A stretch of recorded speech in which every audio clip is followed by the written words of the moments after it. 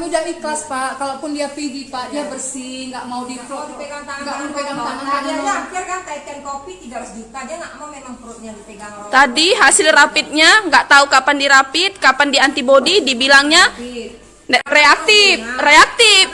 Nah, ternyata direkturnya ditelepon dari wakil DPR Bapak Rajudin tadi. Barulah anak ini sebelum masuk ruang operasi di swab antigen dan hasilnya negatif sama seperti waktu di swab di Stella Maris. Nah, mereka berarti berbohong. Nah, sekarang saya minta anak saya dibawa pulang, itu tidak dikasih sama rumah sakitnya. Ngapain dia telepon-telepon? Karena nggak jadi operasi, Dari mana Bapak ini bisa tahu di sini? Udah tolong Dek, tolong. nggak jadi operasi hanya gara-gara selang infus yang untuk di dekat tulang apa nih namanya nih, bahu. Kalau kalian anak kedokteran pasti kalian tahu. Dia bilang alasannya di rumah sakit ini tidak.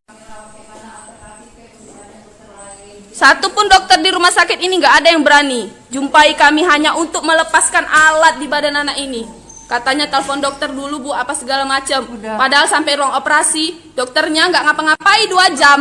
2 jam hanya untuk keluar membilangkan Bu, alat yang untuk masuk selang infus dari bahunya nggak ada Bu di tempat kita.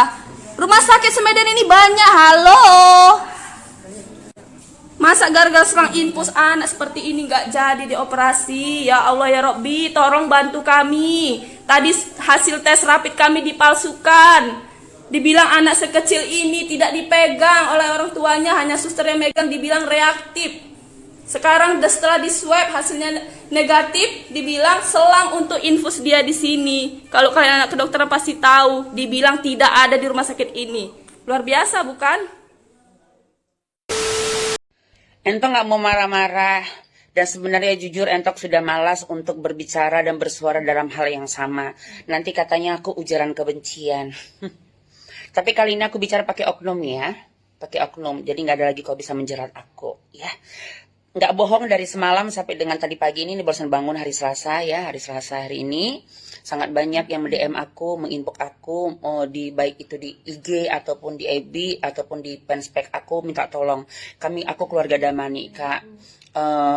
Adik aku bersama dengan bayinya meninggal dunia di rumah sakit Bunda Mulia Kisaran.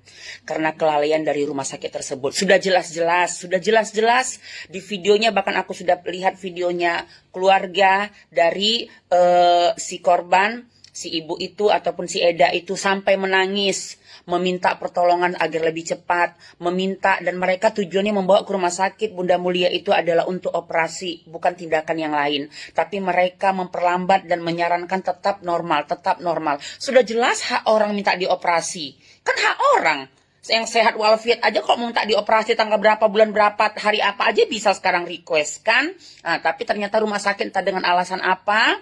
Nanti aku ngomong katanya ujaran kebencian. Jadi kamu bisa searching sendiri, bisa telepon sendiri keluarganya. Karena keluarganya menandain aku di FB aku, di setiap media sosial aku. Karena apa menandain? Karena mereka sadar hanya Ratu Entok yang bisa bersuara untuk agar didengar semua rakyat Indonesia. Di situ sudah jelas mereka minta dioperasi tapi tidak dioperasi. Sampai pada akhirnya si bayi tetelan air ketuban. Kenapa? Karena memang sudah kelamaan penanganannya.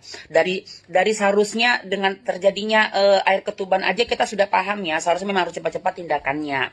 Tapi pada akhirnya ya sudahlah. Intinya kan sudah nasib sudah dibubur kan, keluarga besarnya sudah kehilangan 2 keluarga tercintanya. Di sini aku lihat jelas oknum perempuan perawat itu sama oknum si laki-laki itu. Entah siapa sih laki-laki, kalau feeling aku sih perawat juga dari sikap dia ya kan. Di situ tidak ada sikap agak lebih lembut. Oke, mereka pasti nanti menjawab ini, kami sudah punya peraturan SOP, memang harus bersikap begini. Iya, melenceng sedikit demi kemanusiaan. Oke, kamu tidak harus mencium, memeluk dan segala macam. Sedikit kamu sebagai oknum perawat perempuan ya, pegang tangan si ibu. Bu, kami hanya bekerja. Bu, kami tidak harus begini. Kasih sedikit jiwa kemanusiaan kamu, jiwa kasih sayang kamu supaya kamu itu merasa memang memang ya ini bagian dari masalah kamu juga, tapi kamu seperti kaku banget. Akhirnya ibu itu pergi ke ruangan agak ke sana ke pintu. Di situ jelas aku lihat di videonya ibu itu seperti agak dikasarin. Enggak, kalau mau ribut apa gini. Dia ibu itu bukan ribut, tapi ingin supaya cepat ditangani. Dia ingin kejelasan segala macam seperti itu. Tapi oknum perawat laki-laki itu seperti bersikap kasar, bukan seperti tapi memang kasar, seperti mengusir. Tidak ada kelembutannya. Kesana aja kok gini, jangan depan pintu gini. Ah, disitulah kesalahan terbesar kalian gitu. Disitulah kesalahan terbesar kalian. Sementara kalau seorang dokter saja yang sekolahnya lebih mahal, tingkatnya lebih gimana, dokter itu jarang seperti itu. Tapi kalian seperti gimana? Kalian gak usah berlindung dengan alasan SOP lah, peraturan segala macam. Melenceng demi kebaikan supaya keluarga itu lebih nyaman. Itu tidak salah, itu tidak salah.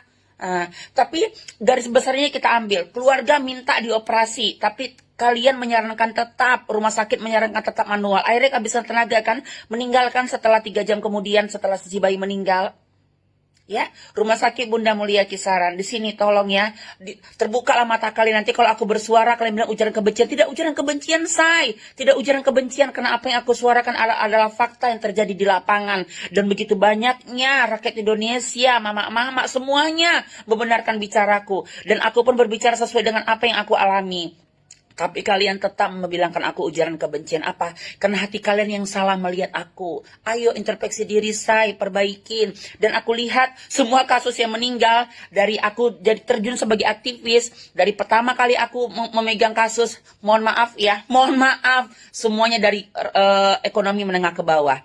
Tidak ada aku lihat kasus meninggal, kasus ditelantarkan, kasus tidak sesuai dengan keinginan, itu orang menengah ke atas tidak ada. Dan rata-rata menengah ke bawah yang mempunyai ataupun memakai BPJS, ataupun tidak memakai BPJS, tapi terlihat memang dari keluarga menengah ke bawah. Introspeksi, tidak ujaran kebencian. Kalau hati busuk mau melihat aku jatuhnya ujaran kebencian, tapi kalau kau real, nyata, memang kau ingin bersuara juga, memang kau juga membenarkan apa kata aku, ini bukan ujaran kebencian, tapi unek-unek yang memang harus dirubah, yang memang terjadi di lapangan, memang yang terjadi sama rakyat Indonesia, khususnya orang-orang miskin.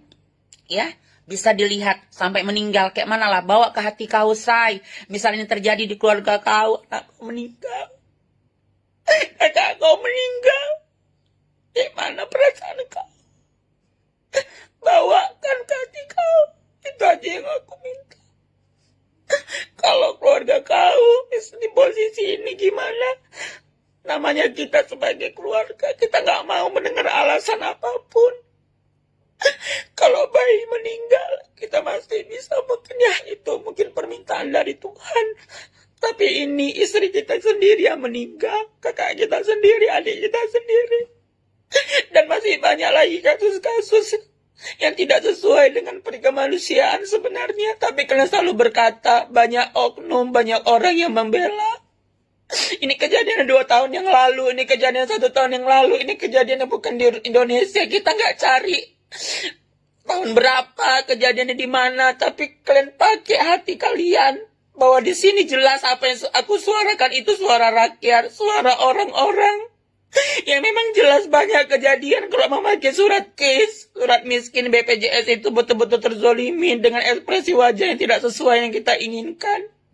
Buka hati kalian, ayo berubah. Kami juga nggak mau sakit, orang miskin juga nggak mau sakit. Tapi memang faktanya kalau di rumah sakit itu, kalau orang miskin itu di nomor 2 kan. Kalau BPJS itu memang beda pelayanannya, itu sudah pasti. Kalian harus sadar, jangan kalian jerat aku dengan ujaran kebencian. Aku tidak gentar dengan kalian jerat ujaran kebencian, tapi di sini fakta bahwa aku bukan ujaran kebencian, tapi hati kalian yang membenci aku karena apa aku mensuarakan yang tidak bisa disuarakan orang lain. Paham?